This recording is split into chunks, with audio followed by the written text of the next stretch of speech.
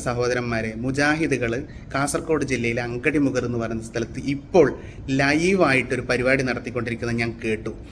പച്ചക്കളവ് പരിശുദ്ധ ദീനിൻ്റെ പേരിൽ നടത്തുന്ന ഒരു മജ്ലിസ് നടത്തിയിട്ട് പാവങ്ങളായ ആളുകളെ മുന്നിലിരുത്തിയിട്ട് പച്ചക്കളവ് മുജാഹിദ് ബാലുശ്ശേരി പറഞ്ഞുകൊണ്ടിരിക്കുകയാണ്.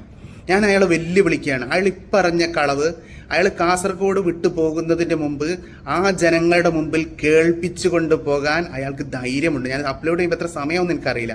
മുജാഹിദുകളോടെ ഞാൻ പറയണത്, നിങ്ങൾ വിടരുത്. കാരണം നിങ്ങളുടെ മുന്നിൽ വന്നിട്ട് അയാൾ പറയുന്ന കളവുകളൊക്കെ അണ്ണാക്ക് തൊടാതെ വിഴുങ്ങി പോകുന്ന നിങ്ങളുടെ അവസ്ഥ വല്ലാത്ത ഗതികേട് തന്നെയാണ് നിങ്ങൾക്ക്. അല്ലാഹു തആല കാന്തപുരത്തിനോട് ചോദിച്ചിട്ടല്ലാതെ, കാന്തപുരം മേലെയാണോ അല്ല തായാണോ?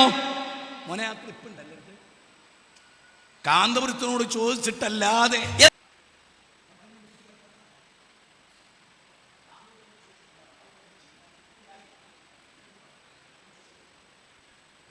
പകരാക്ഷനി പറയുന്ന വാക്കാ.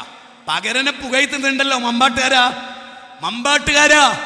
കാന്തപുരത്തിനോട് ചോദിച്ചിട്ടല്ലാതെ അല്ലാഹു തആല ഇനിയൊന്നും ചെയ്യുമെന്ന് എനിക്ക് തോന്നണില്ല. അപ്പൊ ബലിപ്പാരിക്ക അള്ളാഹ്ക്കാണോ കാന്തപുരത്തിനാണോ? മുജാഹിദ് ബാലുശ്ശേരി കള്ളം പറഞ്ഞിട്ടില്ലടോ. മറിച്ച് നിന്റെ ചെവിക്ക് ഖതമല്ലാഹു അലാ ഖുലൂബിഹിം വഅലാ സംഇഹിം വഅലാ അബ്സാരിഹിം ഗിശാവ. കേട്ടല്ലോ, ഇയാൾ പറഞ്ഞത് നിങ്ങൾ കേട്ടല്ലോ. ഇനി പകര ഉസ്താദ് എന്താ പറഞ്ഞത് നിങ്ങളൊന്ന് കേട്ടു നോക്കും. ഉസ്താദിനോട് ചോദിക്കാതെ അള്ളാഹു ഒന്നും ചെയ്യൂല. അങ്ങനെ ഞാൻ പറഞ്ഞിട്ടില്ല, പറയുകയുമില്ല. ഞാൻ പറഞ്ഞ വാക്കിന്റെ അർത്ഥം എന്തെന്ന് എന്നോട് ചോദിക്കണം.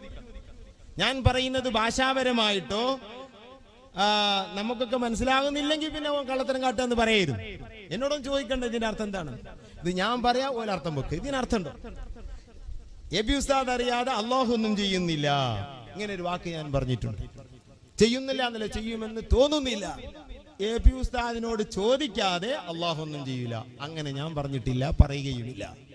അള്ളാഹു ബഹുമാനപ്പെട്ട കാന്തപുരം ഉസ്താദിനോട് ചോദിക്കാതെ ഇവിടെ ഒന്നും ചെയ്യില്ല എന്ന് ഇയാൾ ഉറപ്പിച്ച് പറയുന്ന ഒരു കാര്യം നിങ്ങൾ നോക്ക്. ഉസ്താദിനെ കുറിച്ച് എന്താണ് പകരുസ്താദ് അങ്ങനെ പറഞ്ഞിട്ടുണ്ടോ?